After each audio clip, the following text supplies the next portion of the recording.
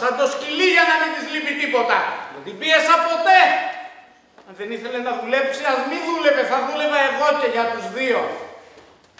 Αν δεν ήθελε να βγαίνουμε μαζί, να έβγαινε μόνη της. Αν δεν ήθελε να μιλάω, θα σώπαινα. Αν δεν ήθελε παιδί, θα περίμενα. Μόλις έκλεινα την πόρτα, έτρεχε στους άλλους, σε όλους τους άλλους, σε όσους έβρισκε, σαν γατί. Εγώ γυρνούσα και έλειπε, και εγώ την περίμενα. Και εγώ την αγκάλιαζα για να κοιμηθεί. Εγώ της έτριβα το σώμα το μαγαρισμένο αν πονούσε. Εγώ της έφτιαχνα τα αγαπημένα της φαγητά. Εγώ της έδινα λεφτά για να μην της λείπει τίποτα, μα αυτή με πρόδωσε. Καταραμένη να είναι. Μακάρι να τη σκότωνα ξανά και ξανά και ξανά. 1000 φορές, με 1000 τρόπους. Να μην βρίσκει ησυχία ούτε στο θάνατο η στρόφα. Τάφος να μην τη δέχεται.